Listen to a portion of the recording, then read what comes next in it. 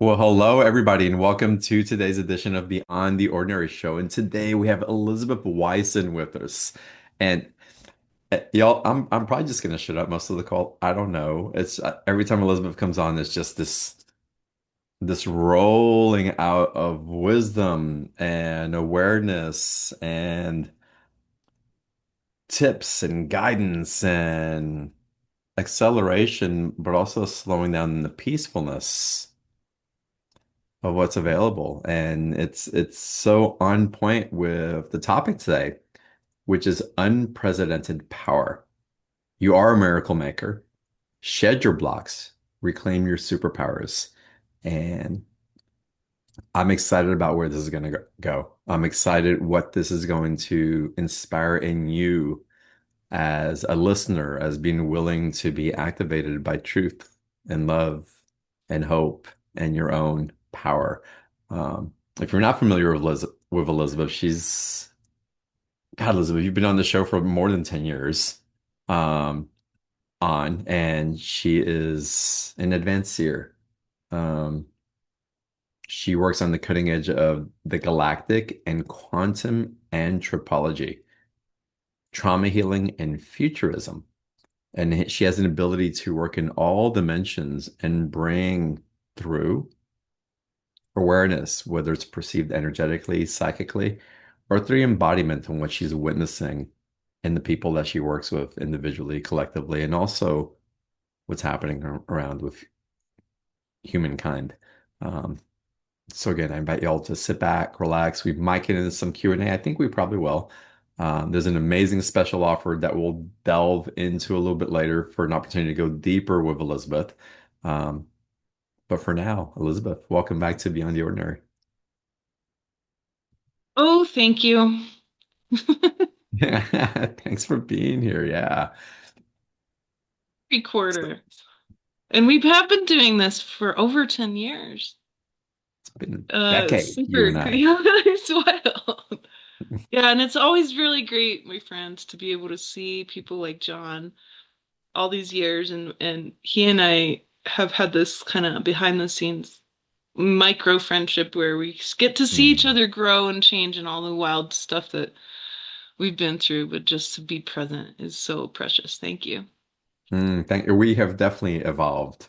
And it was wonderful 10 years ago. And it's like it just keeps getting more rich as we progress in what's available.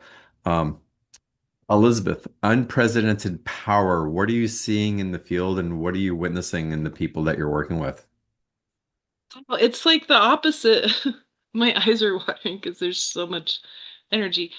It's the opposite of what everyone probably has been feeling like. Mm, I have to say that these times are really very powerful for all of us, but for folks who have been set up to play a certain role, right? And there's four ways to look at roles that I've been looking at. And I really like categorizing humanity into different universals. I think it's very useful. There's so many different ways to do that, a million different ways. We have so many different kinds of wonderful methodologies for that. For me, when I'm working with individuals, I'm looking at about four or so different ways to work. And this is just from my experience. One of them is that there's the revealers.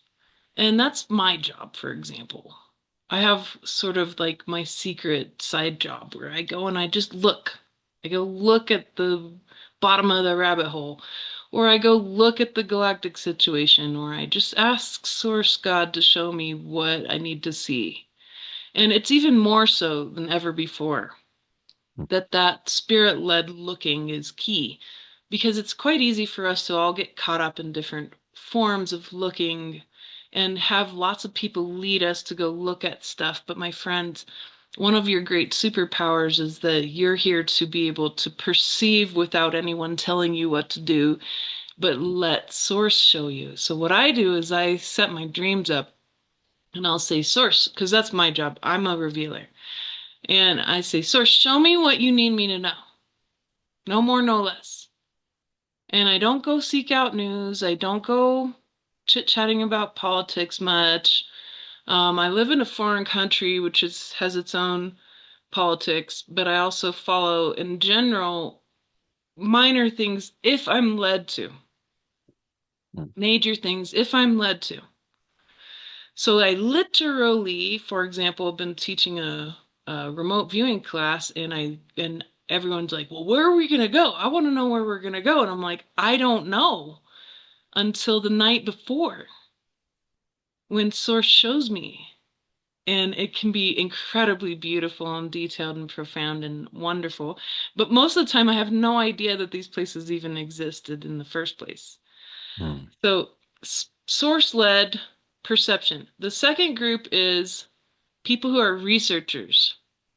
Many of you are researchers and you get accused by your family of being on the phone too much. And they're like, "What are you watching?" And it's not YouTube, it's you're researching files with e-names or whatever names. Doesn't matter. Any kind of files, whatever. You're researching. You're trying to find the truth. You're digging around. And you're trying to find the truth because you get an incredible destiny level satisfaction about that. That's another superpower. And then we have the third kind who are the action takers. Like my brother, he's special ops, ex special ops, and did all kinds of action taking. And, for better or worse, whatever that might look like, he's the action taker. He would love it if someone came up to him with some mission to go save some children or do whatever. He would love that. A lot of guys like Mm. that end up doing that.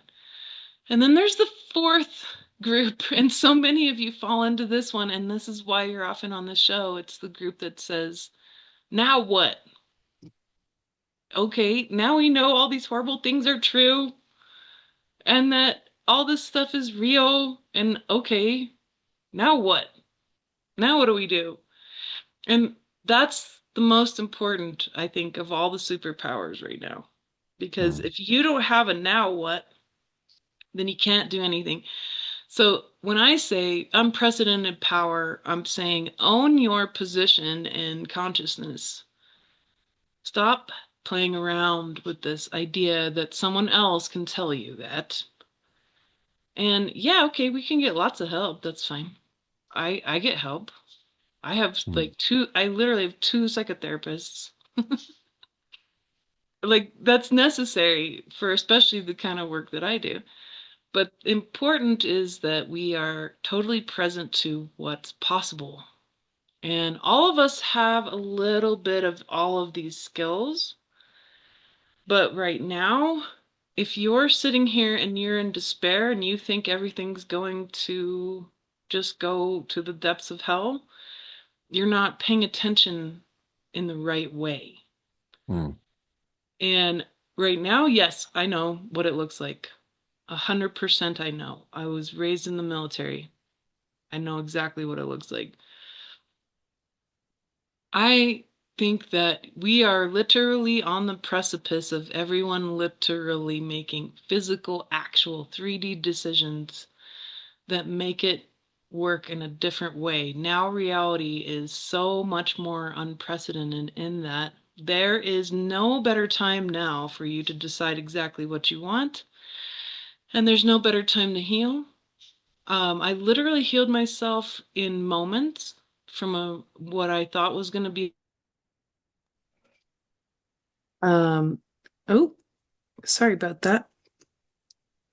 In moments, I healed myself from a horrible sickness that was actually like very serious, and I was able to heal myself in just a few moments.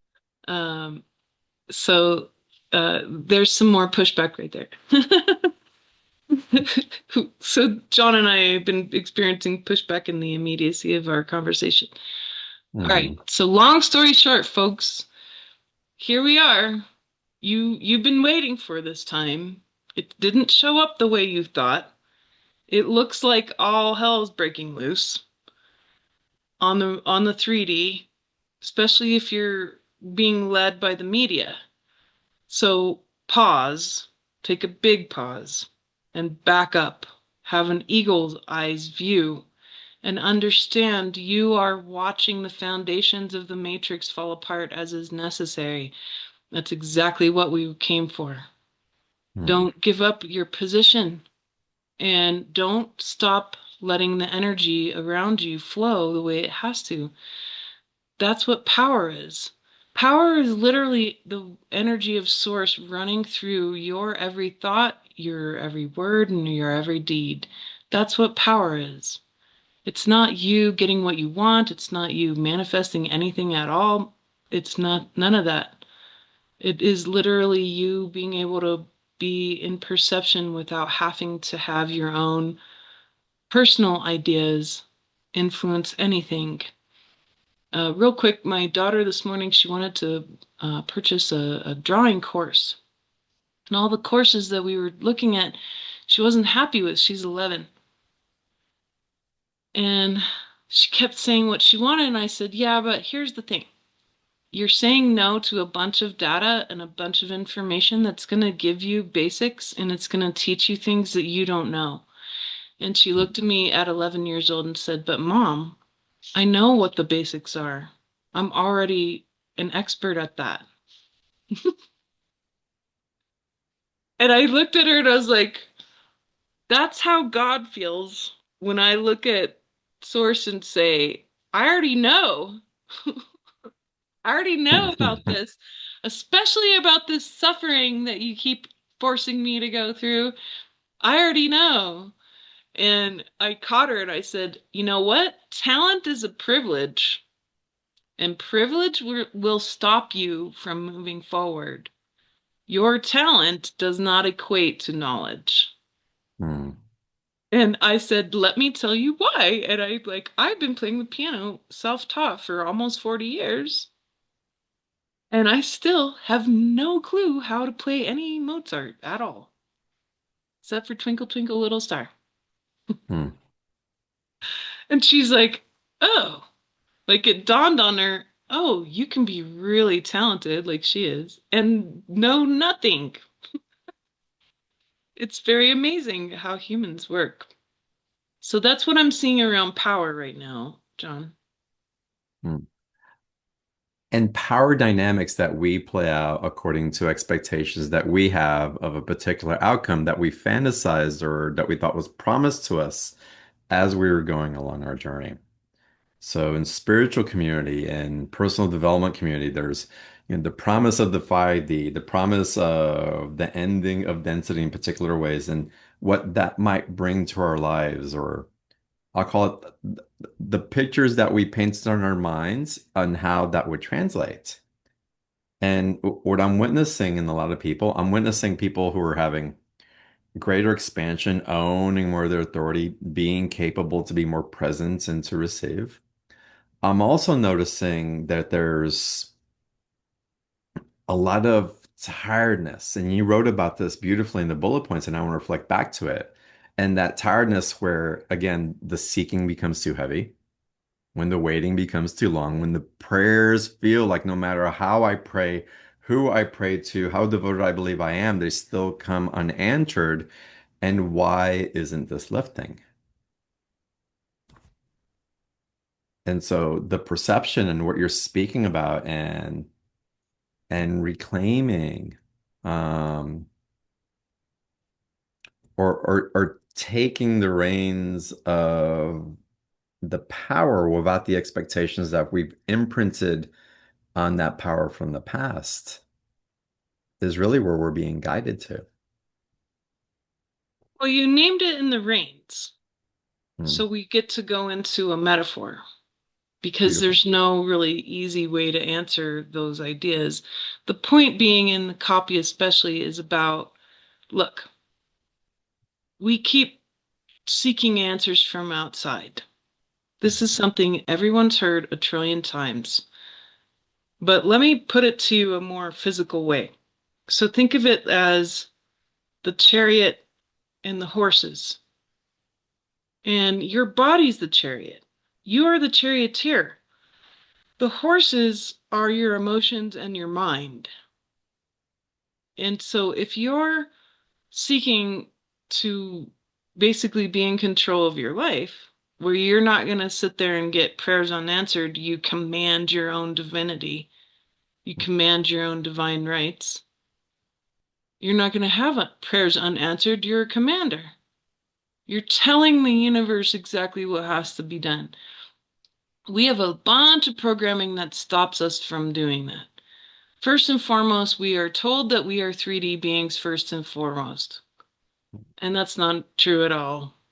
We're also not 5D beings. We're not 4D. We're not other D. We are multidimensional and we come from a source. So the thing that is most like you is the first dimension in the first place. So if you're going to pick a dimension, it never was 5D. Everyone wants to go to 5D. That's not where you live. 5D is complicated. That's not really where you live. You also don't live in the 3D. Part of you does. Who are you? Where do you live? Certainly none of those places. It's actually the first dimension. The I am. I exist. And without a bunch of other identity. The rest of the identity is all your relationships with all the other I am presences. That's the second dimension. So I'm a mom. That's a second dimension concept. Mm. I am a cat owner. That's the second dimension. It's my soul having a relationship with cats. So you want to really reorient yourself is the first job because we keep orienting ourselves as our body. You're not the chariot. Sorry, but you'd really have a hard time if you kept believing you're the chariot. And if you were riding around and you thought you were the chariot, you're not going to be able to function because you will be ruled by your mind and your emotions. Mm. So those two horses have to be tamed. They won't listen to your body. Your body has a bunch of traumatized ideas that got passed down that we call epigenetics, and that's not going to help you that much. You're going to have a lot more discovery process about how wrong you thought reality really was when you go down that path. And you go start digging up your epigenetic memory and all the trauma and desires that ruled your ancestors. That's part of the process, yeah. But still, who rules those horses? Who tames them? Mm. It's the soul's voice. You are the charioteer. So, as the charioteer, you have a whole set of rules that are beyond the rules of what rules the horse or the chariot. You work with a whole other set of concepts that we call the divine rights and the divine laws. These laws are universal laws. They have to do with physics. They can be measured. The rights that you have are any fear or desire or hope or dream or anything that you've ever thought of can actually become a right. It's that you keep trying to keep it in a position that's not got that much power behind it. Fears and desires don't have a bunch of power behind it. This is why manifesting never works for people. Is they it just doesn't because they literally function with fear and desire. And if you sit there and you focus on outcomes, that's really not going to get you that far either because then you're wasting a whole bunch of your precious present time. Mm. So then what are you really supposed to do? You're supposed to command reality. You are literally the facet of source that is utilizing the body and the emotions in the mind to create reality, and you have been taken away from your position on purpose. And so everyone will continue this same exact journey that we've been doing for lifetimes. And here we are at the end. We're at the end. We're at the Mm. end of 800,000 years. At the end of the 66th 12,000 year pole shift cycle. And now I'm dropping into some science here. We're at the end of all of the different variations of reality, and you think 3i Atlas is new to humans? Definitely not. 3i Atlas came in to give us a favor. a leg up in complexity so that we actually can get this concept that we're here. We're here Mm, doing what we're actually meant to do. And all of what's playing out, it's all very fabulous because what's interesting is that the Dark Order will continue to crumble and everything will continue to be revealed as is necessary. That's what apocalypse means, a great revealing. And all sorts of stuff. It's stuff that all of us in these communities have known all along. But what was the point? Was the point so that you could be comfortable and eat Cheetos and watch Netflix and just kind of hang out and be bored and fat and lonely and sad and then die? Because that's what they want you to think the point was. The American dream and the Western dream in general has been completely turned into quite a nightmare. mm, And instead, my point is that no, you're here to be part of the transition. If you came here, you're here at the end of the end, that there are more human beings incarnate right now than all 66 of the 12,000 year cycles behind us combined. mm, So there is literally no doubt at all, physically, that that's what we're here to do. mm, There's no doubt. We take the reins by being 100% present, overcoming all expectation through presence. It's by being present. Here's a quick way to do it. Just take a deep breath and ask yourself, well, what do I smell right now? What am I hearing? I smell wood and I am hearing the parakeets in my daughter's bedroom in the other room fighting.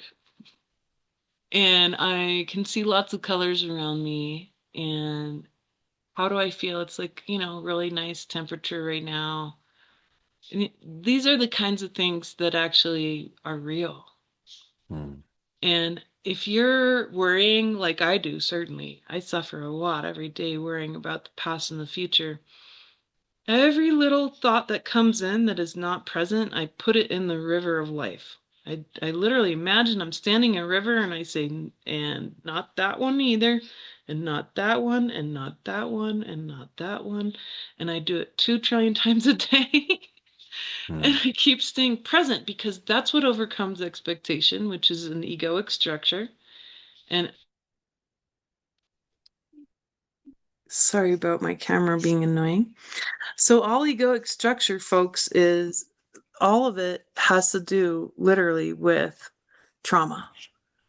So, all of your trauma, all of your, all of your assumptions, all of your attachments, all of your expectations, all your judgment, and all your resistance is trauma. mm, And last piece here is that if you really want real power, start spending your agony. Spend it like it is gold. You mm, spend it. You spend your suffering. This is how we end the AIs, the dark AI. There's good AI and there's bad AI. The bad AI, all of its power over us, you spend your trauma. It has no idea what to do with you. mm, If you own your trauma as literal gold and you spend it, it has nothing because its precedent is that it believes the universe is already imperfect. So it's trying to create a more perfect universe that doesn't exist. And it can't because it's not real. It's fake. It's a virtual world that's not real. It's a fake place where emotions are relegated to emojis. That's how deep it goes. mm, And so if you want to be free of that, spend your trauma. Show the AI that you value suffering. Suffering is incredibly valuable. If you spend it, you literally say, Source, take this horrible feeling right now and turn it into these miracles. And that was the other part of the topic today. You are a creator of miracles. How do you do that? Because you're traumatized, and your family was too, and all of your ancestors, you are sitting on a pile of gold. mm, And you think that that AI doesn't want it? Of course it does. Of course it does. Don't give it to anybody. You give it to Source and turn it into miracles. You spend it. Nobody deserves that. That stuff you earned. This wasn't a gamble. You didn't gamble and like win some power. You literally showed up and were brave enough to be human. You already are sitting on a mountain of gold. Mm, That's the secret of being super, super, super powerful, is that all of your trauma is pure, utter power and gold. That's the key. So I've just said several different actions, but that's the mindset shift. You are the charioteer, all of your trauma is gold, and you are the commander of reality. That's the simple foundation of how you end up being powerful. mm. Can we go into a real life example of what that would look like in a circumstance and just it's very lightly touching upon something that you shared with me earlier about moving locations. And you've been settling in a particular location and you, you had to move because the environment wasn't what you'd hope it would be. It wasn't supporting really what you want to nurture and build in different ways. So how does that struggle that you were in and the disorientation that comes through of needing to relocate, uh, how do you bring in and if because if you're creating your reality and you're using the power of your creator, why didn't the first situation work out? Why wasn't that what was optimized? It's what's the alchemy that's taking place that you're guiding us into through this structural interpretation of how it is that we actually create and really harness that power within ourselves so that we can put it out with authority of what it is that we're mining for and then harvesting in this life. So here's the key. Let me be clear without like making anything dramatic, because it was actually, to be honest, extremely dramatic. Mm, But long story short, I had to move twice the past year. And I've moved a lot of times. And so moving all the time is not that unusual. But I had purchased a property, I'd built houses with the intent of staying there forever. I was like, this is it. This is my forever home. No one can make me budge. But my marriage fell apart. All the support systems I had fell apart. All of the friendships I had fell apart. Everything fell apart. And so then I had to sit in this position where everything's up in the air and not being sure or stable and not being safe. It was much worse than it being just like, oh, well, this sucks. I have to move. It was literally, you're going to die if you don't move. So it was very, very dramatic. And the first realization, I always ask God to be basically like treat me like I'm five and make it so obvious that I can't mistake it, right? Make it so obvious. So the first time I had to move in the past year, I literally had four different women who none of them knew each other. And they all said, Elizabeth, if you stay there, you're going to die. And they didn't oh know each wow. other at all. And they all said this within 24 hours. And my boyfriend was with me. So he was witness to it. And by the end, I looked at him. He's like, what do we do? And I said, start packing. Mhm.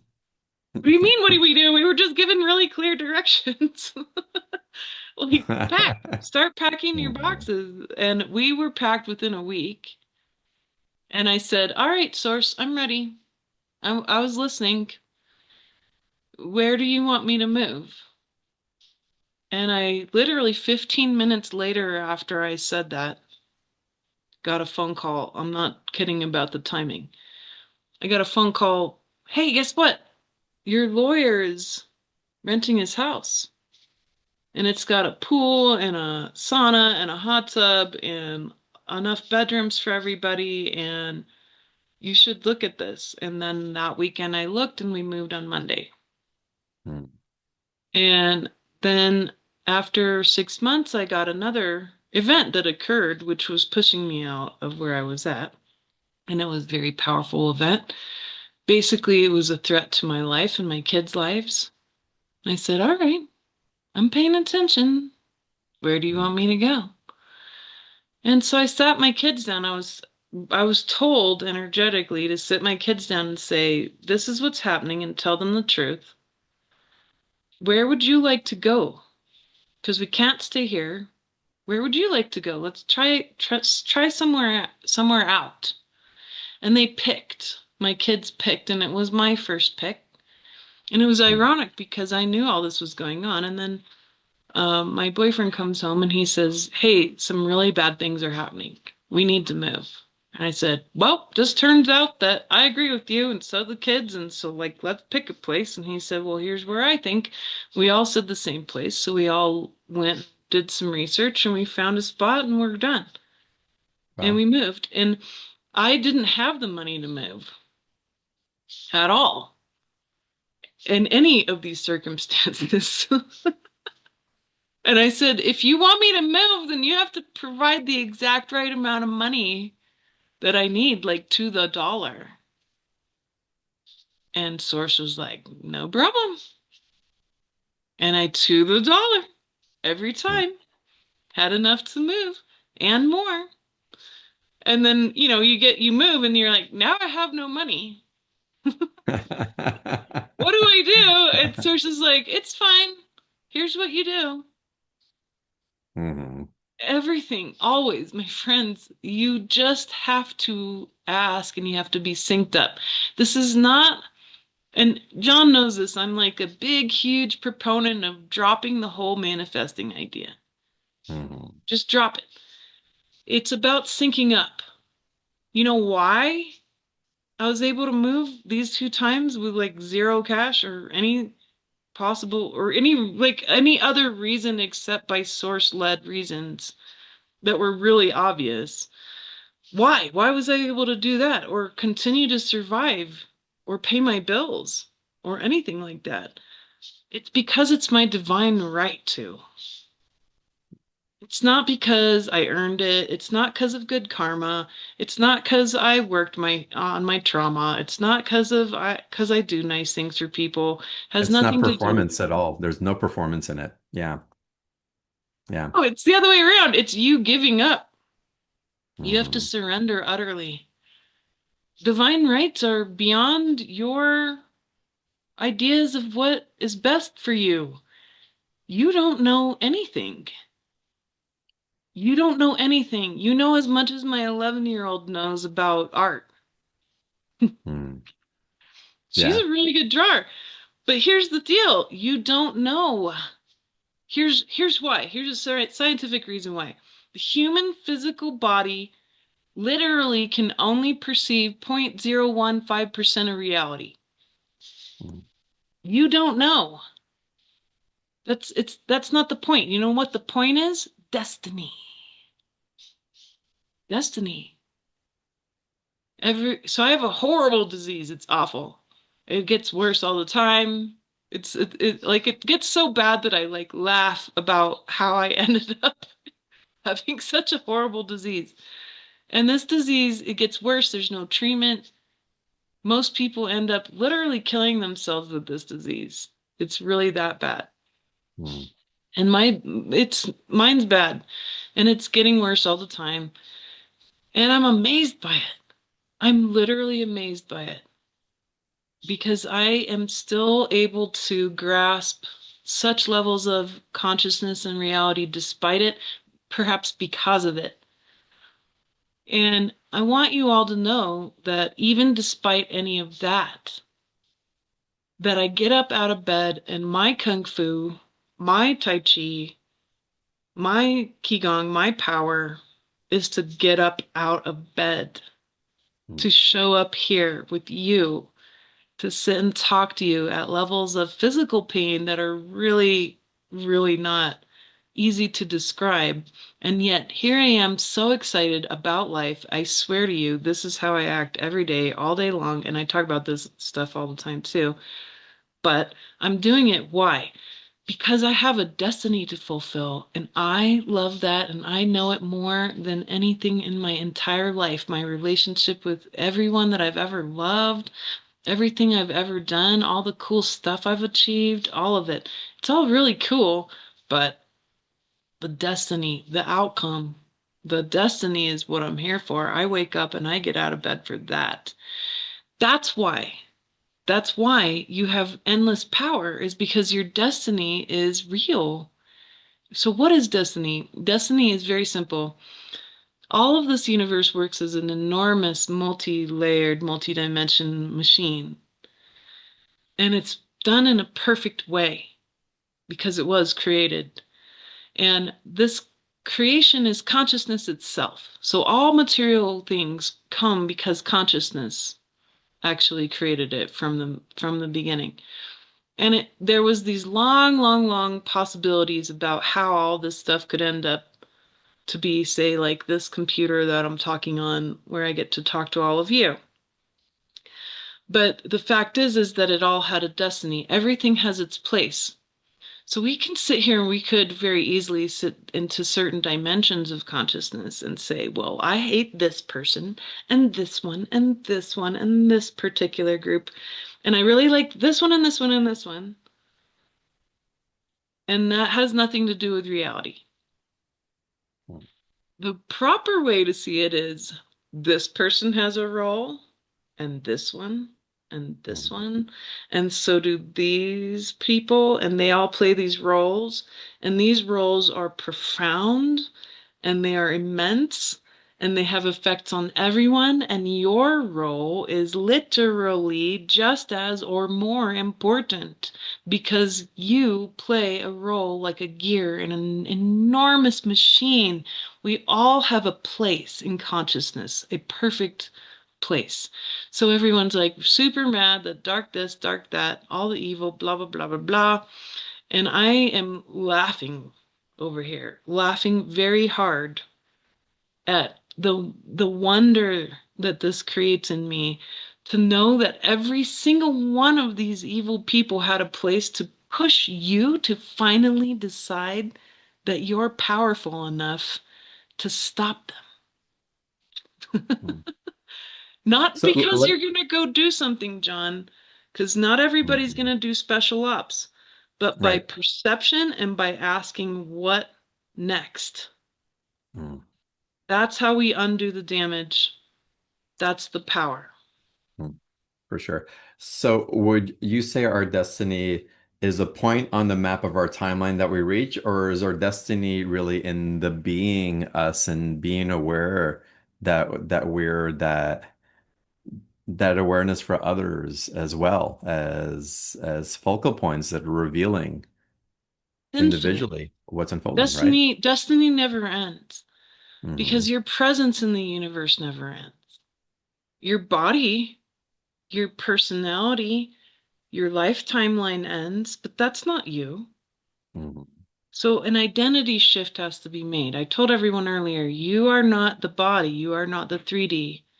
You're not your ideas and hopes, which is the 5D. You are not your dreams, which is the 4D. You're not your relationships, which is the second dimension. It's the I am, I exist.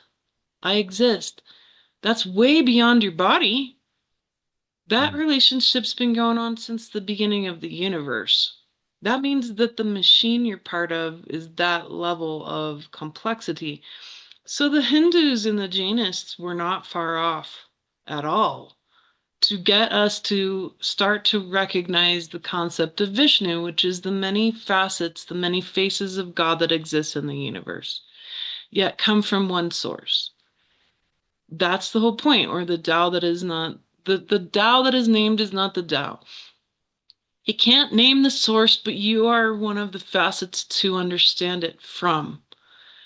And so your presence, even if you're sick in bed and have never talked to anyone, and I've said this before on the show many times, and I'll say it again, some of the most precious, most holy people I've ever met couldn't even feed themselves. It doesn't matter what goes on with your life timeline. That's something you chose because you're like, whoa, that's fascinating bunch of trouble that I'm gonna try to go figure out. And you're part of a bigger, long history of dealing with things that I call them holy cow polarities.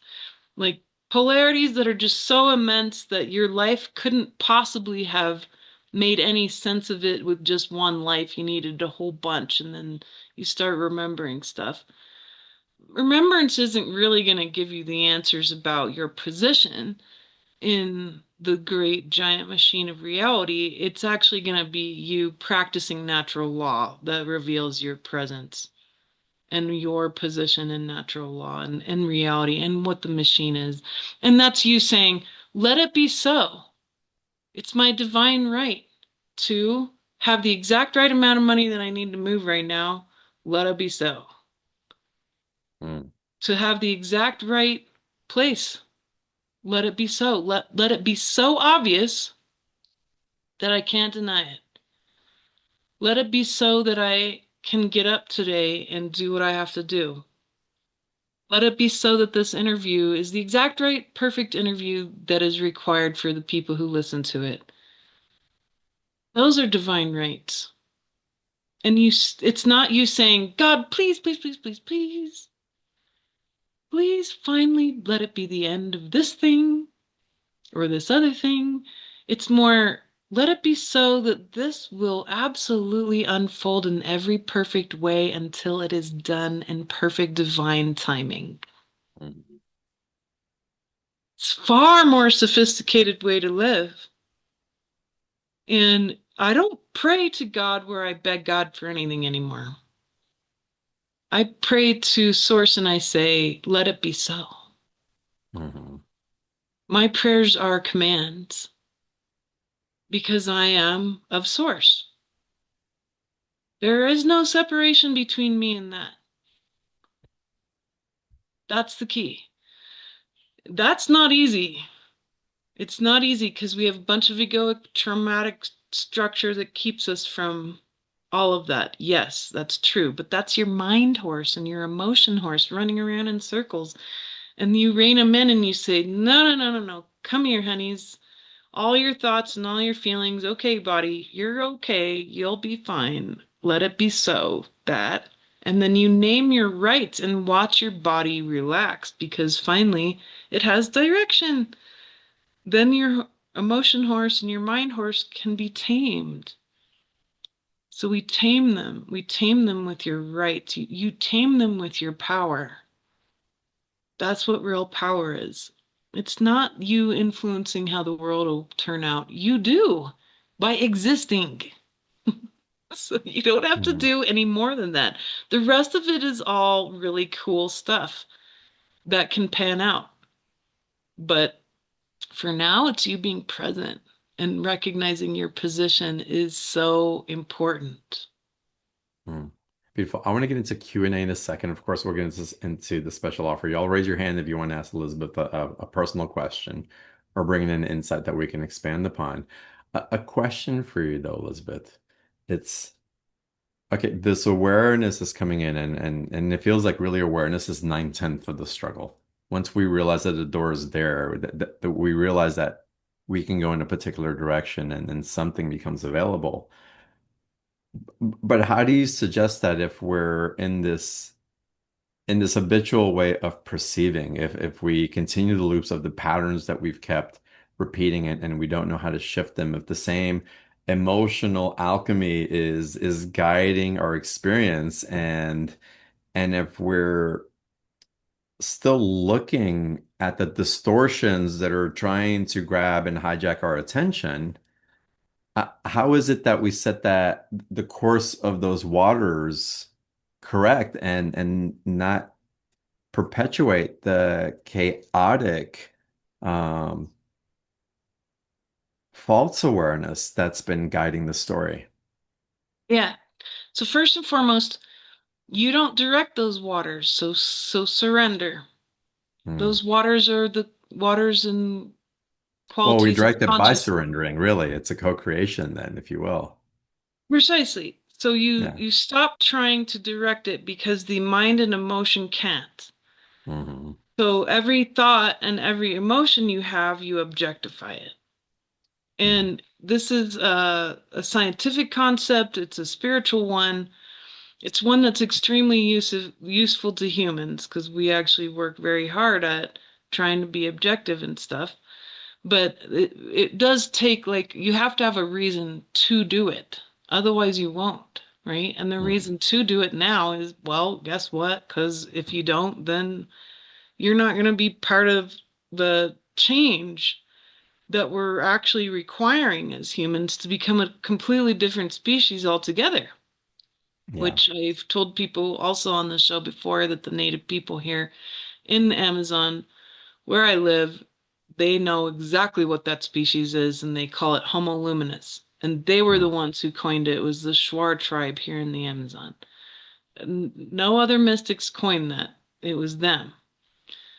So that being said, the what does the Homo luminous look like? Well, that means that all of your thoughts and your emotions are perceived not as your own, but as your body's, that you are not your body. So it always requires an enormous identity shift to actually get into the proper position for you to navigate this river that we're talking about.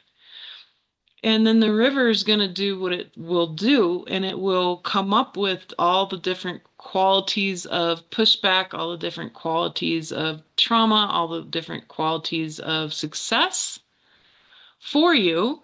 And then it's your response that it comes from source. So it's source working with source, trying to find all the possible ways of response.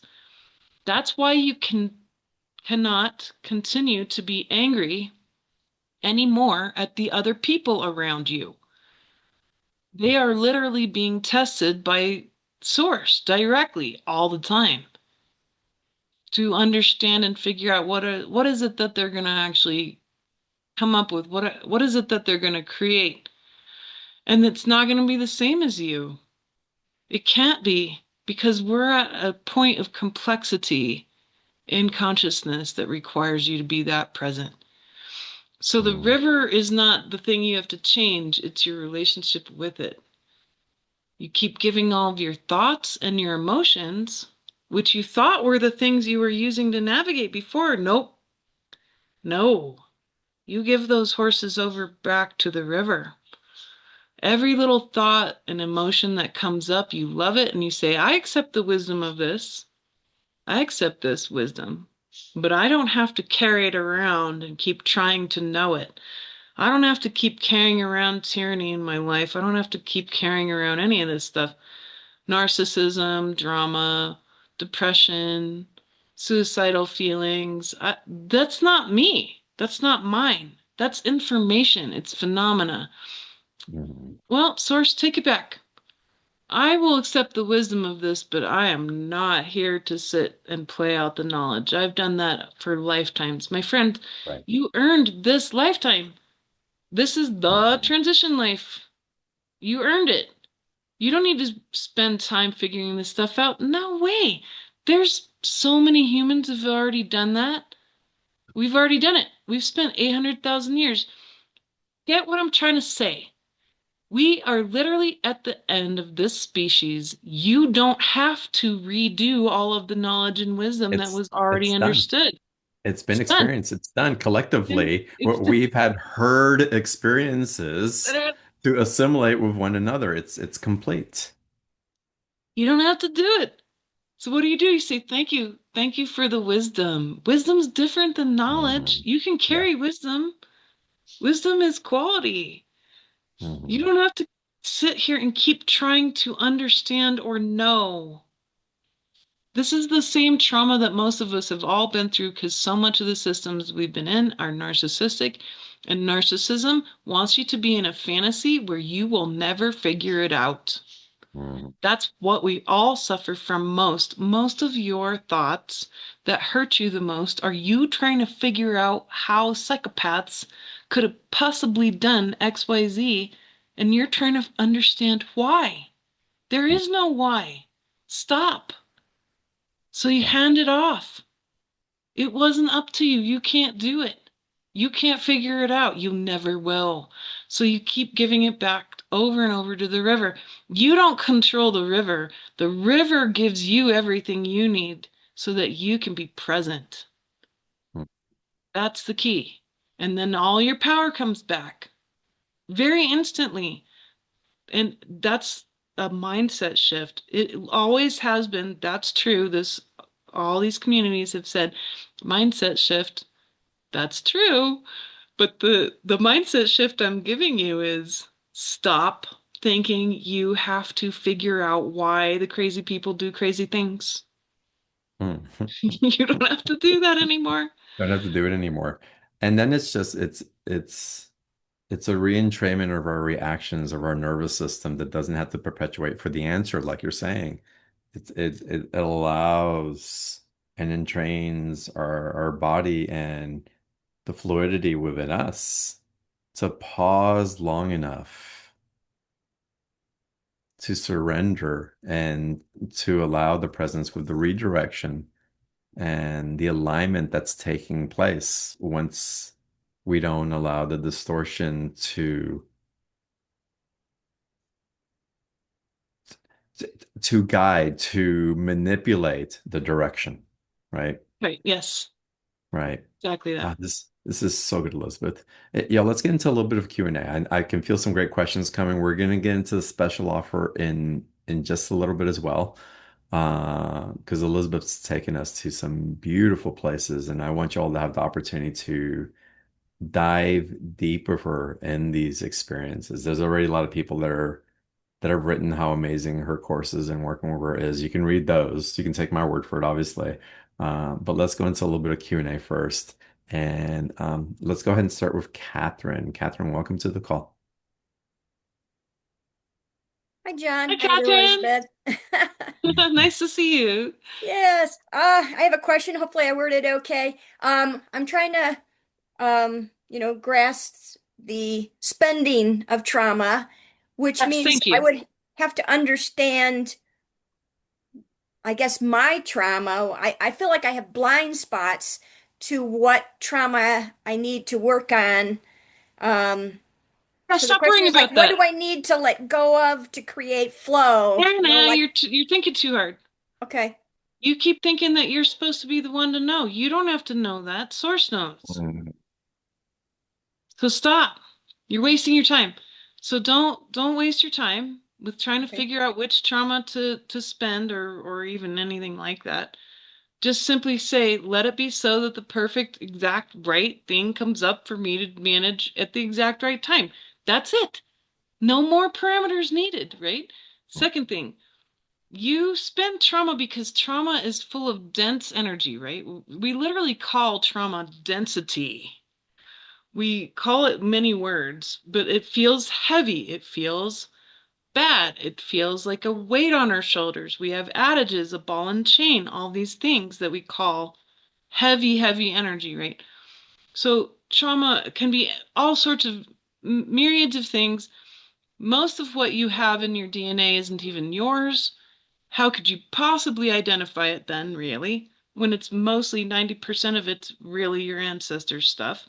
Yeah, okay, you could do all of that systematically. You could do a lot of research. There's ways to do that. That's true. But if I were you, I would spend a lot less time worrying about exactly what it was and being more focused on exactly how to spend it.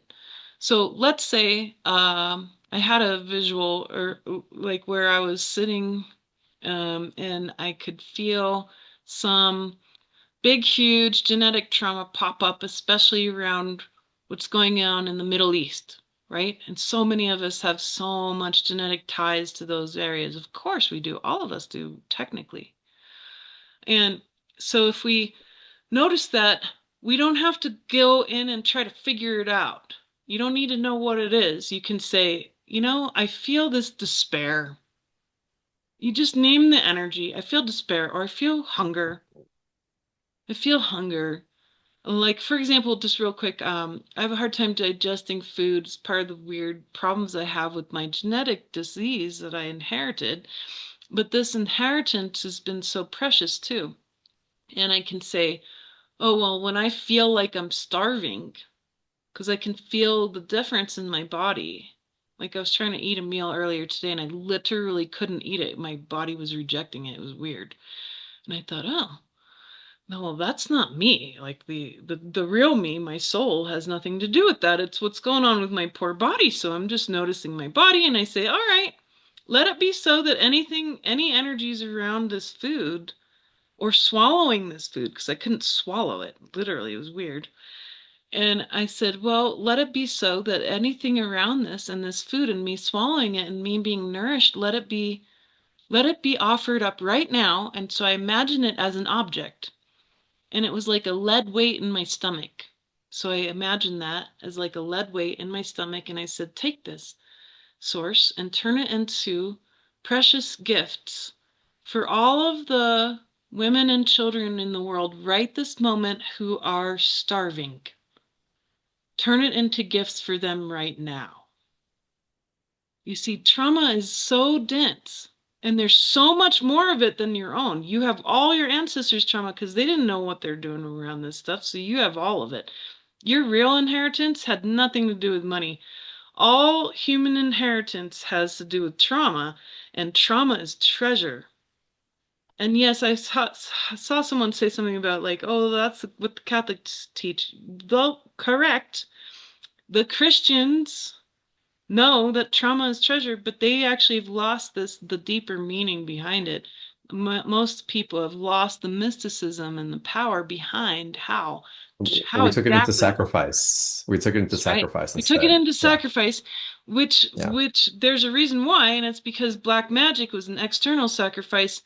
But what we're Mhm. doing to counter black magic is internal sacrifice. So when you literally sacrifice your internal traumas, your bad feelings, your family's traumas, whatever they might be, you end up paying forward 1,000, 10,000, 100,000 times more than any external sacrifice could ever do. That's what the black magicians don't want you to know. They want you to forget that your trauma is how you pay 1,000 times more than they could ever pay, and then you are untouchable. Literally, I'd be dead by now if I didn't know that. So Well, that's the that's trauma how we becomes gold. Again, like you said, it's alchemy. It right. turns to gold. It is gold. It's heavier than gold. I say it's worth more than gold. Hmm. Worth much more than gold. Sure. And so that's the key. So but it's you tracking with your mind and emotion horse because they have big sniffers. They're able to sniff out trauma very well. So when your mind horse and your emotion horse react to stuff, it's you being like, oh, there's that. I feel horrible about that and I didn't even know why. And now I realize it's way beyond me. You don't need to know why. All you need to know is how to spend it. And then you do a favor for your lineage. So that's how we do it. Does that make sense? Yeah, yeah, that does. Eh, Well, Yeah, that Elizabeth, there's a lot of people that were asking in the chat if you can elaborate more about what it means to spend trauma. Of course. And so it's one of the laws, the divine laws. So we're talking about laws of physics, but they're laws of physics applied to consciousness. So if I say that there's this enormous amount of trauma around, like, let's say, for me, I have a certain like traumatized relationship with the divine masculine.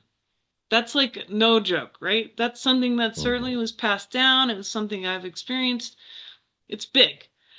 That's a lot of trauma around women having bad relationships with men in both sides of my lineage and myself, all the way back to the beginning of Homo sapiens. 800,000 years, so many millions of people, right? You're dealing with such dense energy. This is why no one remembers who they are. This is why you all forget why we're here and what we're doing.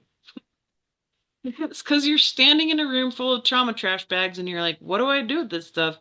And you keep trying to throw it out and God's like, wait a minute, that's not what you do with this. And then you keep getting all the same trash bags back and it's returned to sender. What do? Because you're supposed to spend it. It's not trash bags. It's dense energy. So when you spend this, it literally makes room in your epigenetic memory. I'm talking about this in a physical, actual physical way, measurable way. It's you spend it so that you're offering it up and you say, spend it for blank. You could do it for yourself. You could say, spend it so that I can be healed from this illness. I want to spend this energy because I don't want to Mm, carry it around anymore. I'm going to spend it. It's money. It's energetic, pure, unbridled, pure power, pure money. That's all money ever was an agreed upon amount of energy, right? Well, trauma's got an agreed amount agreed amount of huge amounts of energy. We mhm, spend it. We say, take this source. Source is your banker. Source is the creator and the banker, the one that transforms. It's not you that does it. It's your awareness of source that does it. And you say, mhm, source, take this and turn it into, and you can then say, I need exactly real clear directions. I'm going to spend my trauma around having a home, where I never got to have a proper home or anything like that, blah, blah, blah. Moved so many times. Feel sorry for myself. And you say, take it. I'm going to spend it. Turn it into the exact right, perfect home for me right now. And let it be so. And then you get out of the way because what you're doing is physics. You're taking an enormous amount of dense energy. You're saying, turn this into miracles for all the people, places, and things that have suffered right now. Now you just were generous. Now you're generous. You're spending energy way beyond yourself. You just took $1,000 million and just spent it on other people, and now you made room that's $1,000 million worth of room to receive things that you can't imagine. This is how you create miracles. You are a creator of miracles by making room for them. You can't have a new couch until you get rid of the old one. I told my boyfriend, God just told us through four different people, women in particular, that we needed to move or else I'm gonna have something bad happen. I believe it 100% because I've already done this so many times. And he said, now what? And I said, pack. Start packing. In 1 week we were packed, and I said, now what? mhm. And in 15 minutes I had that phone call, folks. I have a million trillion other examples like that, but it's exactly like that. I made room with obedience. I made room by offering my suffering up. Let my suffering go up and turn it into the exact right, perfect, most amazing house that we're supposed to live in right now. And that's exactly what happened. That's what Mm. spending it exactly means. It's physics. You're making room. It's the law of displacement. And you weren't directing the flow of the energy, you were surrendered to it. Because Oh, had yeah. you been director, it would have been the land that you bought, the house that you built, how it was, and it's like, and Source had something else available. Well, all of those things I did. I did because Yeah, I was obedient, because I was led to, and I also had no attachments. beautiful. Because if I was attached, then it would have been around trauma. And when I was asked to leave, I didn't have the kind of trauma then that I would have normally had if I was living a normal life. Mhm. Instead, I said, okay, then let it be so that everything works out perfectly. Turn it into miracles. And I did not question it whatsoever. But that's because I've been doing this a long time and because I know exactly how it works.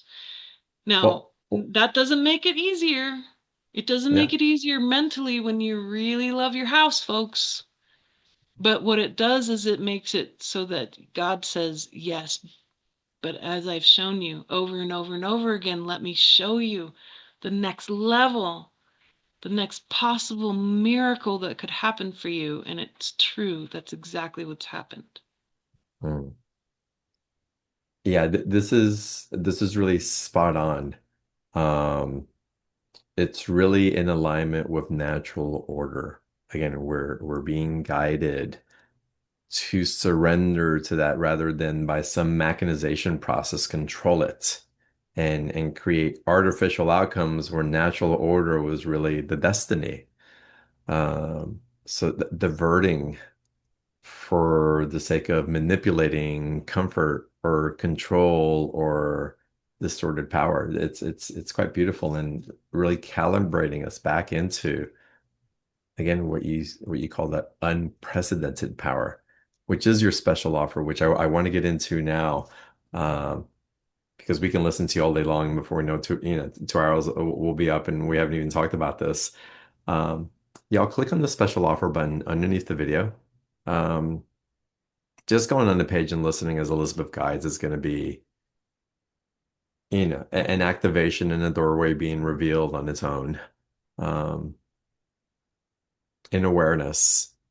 And if you don't see the special offer button, or if you happen to be watching on YouTube, you'll find the link for the special offer in the comments section as well. Always on beyondtheordinaryshow.com/marketplace. Um, Elizabeth, let everybody know what you're going to be guiding them through and into and the invitation that's at hand. Oh, thank you. So this is exclusive for my friend John and his Mhm. beautiful platform. I'm not selling this anywhere else. So this is just for him. And Mm. so I'm spirit led, so I sat and often very last minute, to his team's chagrin, come up with something that's going to work. And I sat and I could see very clearly that I needed to do this special retreat. And so every once in a while I'll do a retreat. It's not very often, and retreats are deeper and far more intensive than my classes. And my classes can be very deep and rich and long. I spend a lot of time with the teaching, but in this case, retreats are a different experience. They're not supposed to be for you to treat it like a class. It's for you to sit back, relax with a cup of tea in your pajamas and receive. Or if you're kind of like me, if you like to like do other stuff, you can be doing other things while you're actually letting this retreat work on you. So it's a little bit different than a class where I'm expecting you to mentally be present and walk through stuff and consider things and ask questions. And you can ask questions, of course, but the retreat has more to do with you receiving a different way of being. It's kind of like how you might be sitting with an extremely excellent, esoteric, multidimensional book that someone is doing an audiobook for you and they're literally walking you through everything and you don't have to do the work to think about it, where you can just receive what the book has to offer you. So on the equinox, I'm going to do it on March 21st, actually. We're going to do this mini retreat, and it's about reclaiming your superpowers. And so my goal is all about making sure that you know how to go through the processes of removing mental, emotional, and spiritual blocks. So instead of a class where I teach you exactly how to do that, I'm going to actually lead your body and your mind and your spirit and your emotions to do it while we're doing our retreat. So I'm going to treat our retreat as me doing that work with you and for you, and you allowing yourself to be in reception of it. It requires the kind of person to be willing to be in a meditative state and trust that teacher enough to let them go and walk through their field and their embodiment and walk that process through without them having to think about it that much. So that's the first part. Then we're going to go in and recalibrate your awareness so that your awareness actually gets an opportunity to be what it's meant to be. I get to get that opportunity on your behalf to walk you through it, to walk your body through it, so that you can be in total receiving where your awareness gets reoriented. I'm going to reorient your awareness to the first dimension. This is going to have a dramatic effect on your body. The body responds to that reorientation immensely. I've had some very interesting, kind of strange reports from people, including their This was interesting. One of my favorites was I had multiple people who I've done this kind of thing with say that their hair, their white hair, suddenly turned back to the normal color it was when they were younger. And Oh I'd wow. never heard that before. So that's a good example of how that recalibrating, that reorientation to your I am, not the body, not the relationships, not these other things. These other places are just as valuable, but you can't possibly truly understand the condo that is your multidimensional embodiment without having to get that real tour from the very beginning, from the front door. You can't really understand where you're at without the tour from that position, and that's what we're doing. We're reorienting you to the very front door of your true self. And the third part that you get out of this retreat is that we're going to talk about collapsing, and we're going to actually reorient the body to naturally collapse the quantum field and what we call duality. So, all of what we call these items of suffering, they're part of a dual system, and we collapse it by accepting the wisdom of suffering, no longer carrying it, paying forward and spending the carrying that we were doing, and then recalibrating ourselves so that we can actually create the other side of that polarity. So a lot of my clients will say, well, Elizabeth, I get what you're saying and stuff mentally, but where's the joy? Like, where'd all the joy go? Where's the possibility of happiness? Like, I feel like I don't have any access to that. That's because that other side of the formula is very cut off from most of what we do. All the work keeps getting put on our plate, and instead we are meant to constantly offer that work up back to source so that it's done on our behalf, and the collapsing of polarity so that there's room for things like joy and happiness and quality outcomes. That's part of it, and that's something that can be done in the field very subtly so that you're allowing your body to be reinformed about how to function. It's basically like teaching your body how exactly to breathe and how to do its basics in the first place. Um, and lastly, we're all about here reclaiming our relationship with Source. Throughout this retreat, the intent is to make sure that you know exactly how to do that by letting go. And it's a constant permission. You see, we really do need permission from our teachers to achieve consciousness. A lot of human beings oftentimes require people who've gone ahead and said, hey, the left turn up there is safe. And we need that. And so I can do that and I can say, hey, it's safe. It's safe for you to release all of these things to source. You don't have to do them. And to find your embodiment, your mind, your emotions, and your spirit feeling safe again, finally, in a very subtle way, but that will have profound effects for you to do this last piece, which is to discover your power. And so being able to make sure that all of your discernment, that your intuition, that your mastery of your emotions, your ability to rein things in beyond the ego and to understand what the ego is really there for, all of these things that we work really hard on mentally, I want you to be able to let your mind horse and your emotion horse go, where you don't have to constantly rein them in all the time, but finally get a chance to be able to back up and have a different capacity to basically create reality without force. And in the copy it says a deepened capacity to manifest without force. And I would simply say to bring it to a different place, you're not even going to manifest. You don't have to do that either. There's Mm. literally going to be no force behind it at all because you'll have relinquished all of that power to where it really belongs and then find your position in that power, which is your destiny. And that's that kind of level of safety and capacity of being able to function at a literal day to day, emotional, moment to moment, very human level. Okay, we got to get up, brush teeth, brush hair, make sure we eat some breakfast and don't drink coffee too early or too late or whatever anybody's saying. It's that kind of thing that I'm talking about.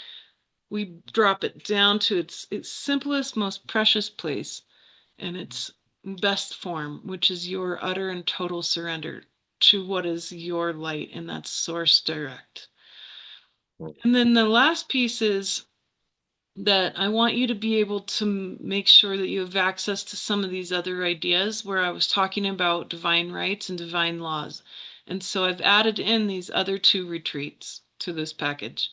And the Divine Rights Retreat is really intense because it gives you a chance to take everything you've ever wanted, all of your fears, all your desires, all your hopes, all your dreams, all your terror, and turn it into rights. So it's my divine right and all of the divine rights of all human beings on this planet to experience a place of peace. Let it be so in perfect divine order.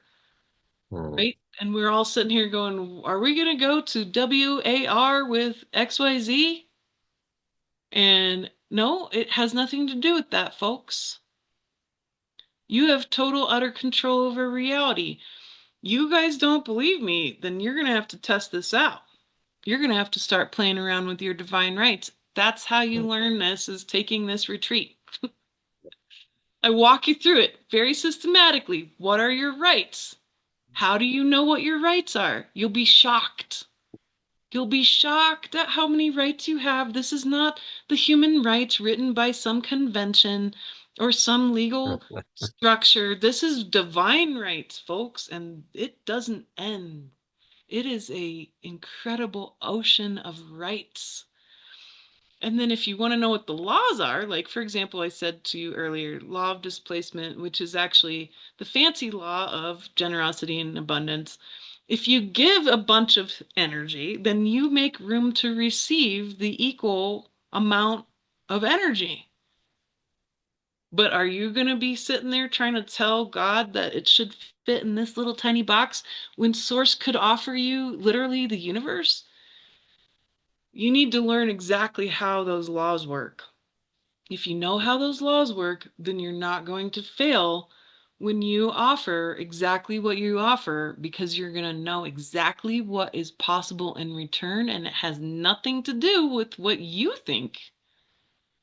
What you think is tiny. It's a teeny little box. Remember, the human body can only perceive 0.015% of reality, so that means that whenever you're trying to create reality, you should not be asking for 0.015% to come back to you. You should be asking for 1,000% because you don't know. Source knows. So you let that guide everything that you do within the law. So this is actually the most precious information because this is the stuff that got squirreled away and hidden away by all the people who want to have control over our planet, blah, blah, blah. But guess what? You get to have it at your fingertips now. And that's what I wanted to make sure that everyone can have this particular year, this season, this time, right now, while we move forward. And what I'm going to do for the equinox is that times 1,000 while I walk you through in first person experiencing it. I'm going to literally do it as a first person experience. I've never done that before. I've Hmm. always done it as a teaching experience. In this case, I want you to get out of the way and let me walk you through it so that you get subconsciously reprogrammed to do exactly all of what I've just talked about and much more. Incredible. Y'all, there's a special offer, y'all. It's exclusive to BTO. It's a gift to work with Elizabeth this way. It's $147. There's a two payment option. You know where to find the special offer page now. Again, click on the link for the special offer. The link's in the chat box or beyondtheordinaryshow.com/marketplace. This is wonderful. Elizabeth, we're not going to have time to take more callers, but I do want to ask something that is as it relates to the special offer, and I know that you're going to go deep into it because I was reading this. I'm reading in the Divine Laws Retreat about healing our relationship with the divine. first of all, what does that look like? Are most of us maybe aren't even focused that we need to heal our relationship because we're trying to heal our relationship with money, with health, with other people, with humanity, interpretations of work, with the darkness. We focus on all that, but how often do we really focus about healing our relationship with the divine? Thank you. Real quick, somebody did ask a practical question. How long will that retreat be? Probably around 6 or 7 hours, and we'll probably take a half-hour break or so in between. So that's about as long as it'll be. Oh, beautiful. And you can listen to it and come and go. It'll be totally cool like that, all Mhm. relaxed and easy. All right, so what does that even mean, and why would you want to do that? Well, what is the divine? The divine is that thing that we have a hard time naming.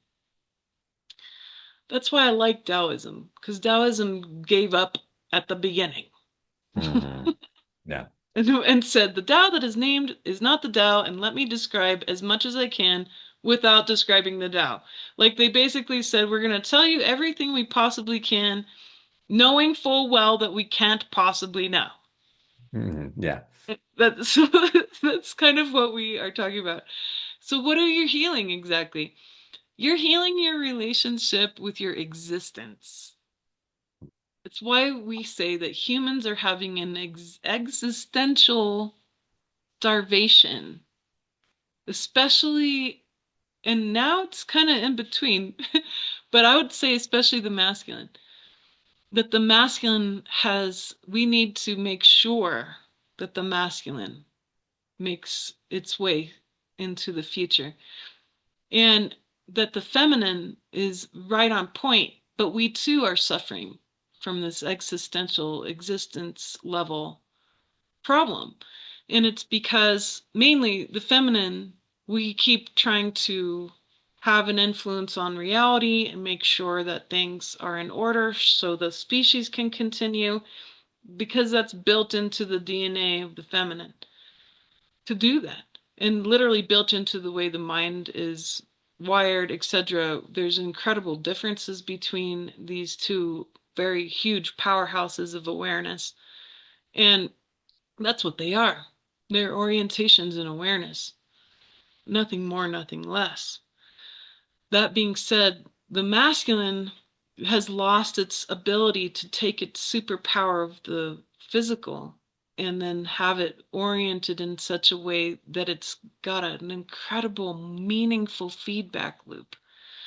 Instead, men are often drawn into war or drawn into different positions of situations where we are watching our men suffer because they're using all their energy and it feels to them like it's not being used for anything at all.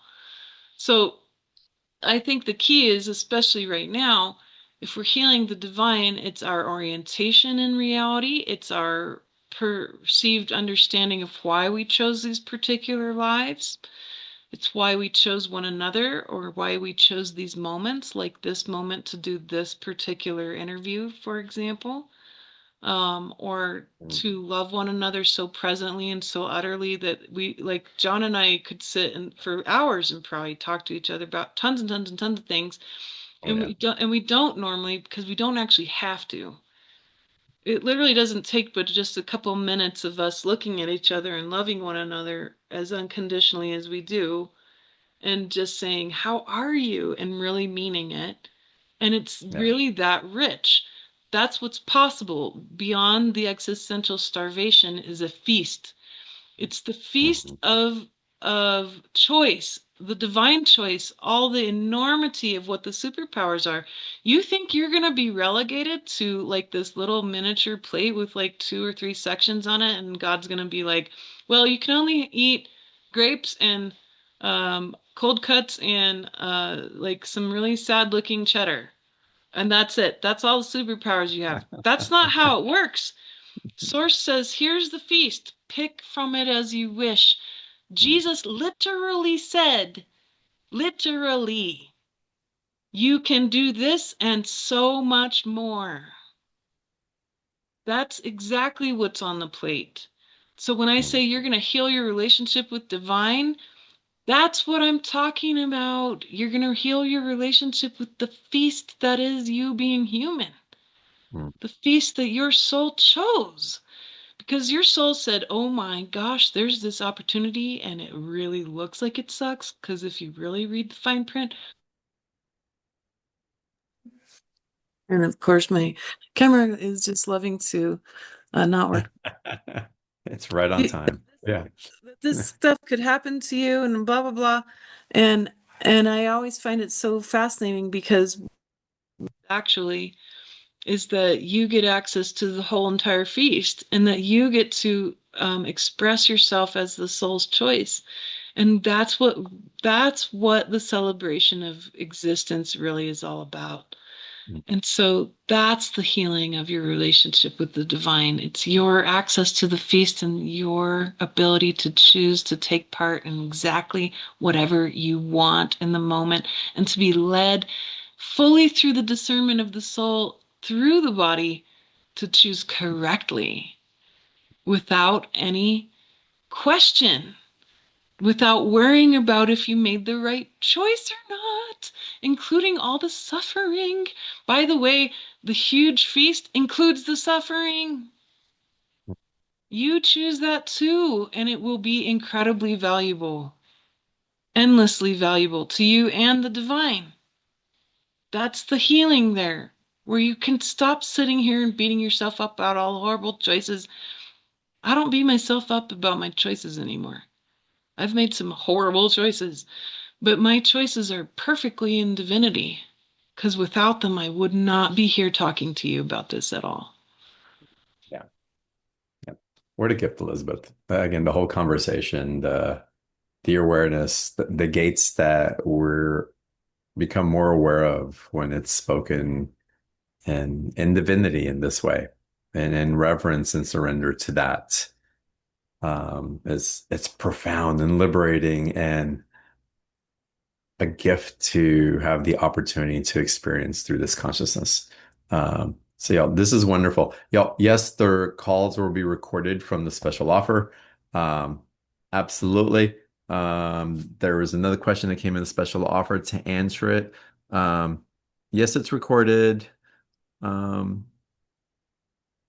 Susan saying how amazing the divine retreats are, divine rites, amazing. I guess I did answer that. I was going into another question I thought was package related. Y'all, this call today will be replayed as well, so we'll post the replay a little bit later this evening. Come back and listen, take more of it in. Just allow those points of light bursting in truth in your system. Surrender to it as you connect to those points of access of divinity within you. And what Elizabeth sharing about being gifted through divine right, I just want to share. I do it with spirit all the time. I'm told I'm going to be here. I'm going to do that, and I tell spirit jokingly, it's like, show me the money. If I'm supposed to go there, have someone pay me, have someone else go because I'm tapped out, right? And always, I kid you not, if I am really supposed to be somewhere, which is if I hear I'm supposed to be there, it's typically 95% of the time, if not 100, but I'm being conservative. It shows up in the most remarkable ways. It's from To someone the saying, penny. yeah, to the penny. Oh, it's like to the penny. The Egypt retreat that I did, we were guided to film and do everything, film crew, to the penny. The money that I would have made on it paid for everything that I was guided was supposed to do. And it wasn't inexpensive. It was a big dollar amount. And Source took care of all Oh, of it. for a trip like All that of too, it. yeah. All of Mm-hmm. it. All Um, perfect. it's extraordinary. So this isn't concept. This isn't theory. This is a living transmission of creation. And how wonderful is that? That we're demonstrating to each other that not only is this possible, it's absolutely part of our living matrix, what we get to experience as we choose in awareness and surrender accordingly. So amazing call. Y'all dive into special offer. Again, the replay will be up. Elizabeth, ah, freaking love you. Thank you so much. Thank you. Um, Always. thank you, thank you, thank you. It's wonderful to see you. It's wonderful to see all of y'all here on the call with us as well. Thank you for adding your love and contributing your consciousness and for uh, journeying on this beautiful ride with us together. Um, I love you guys. I bow down to each and every one of you in namaste. And I look forward to seeing you all on the next call. Bye, everybody.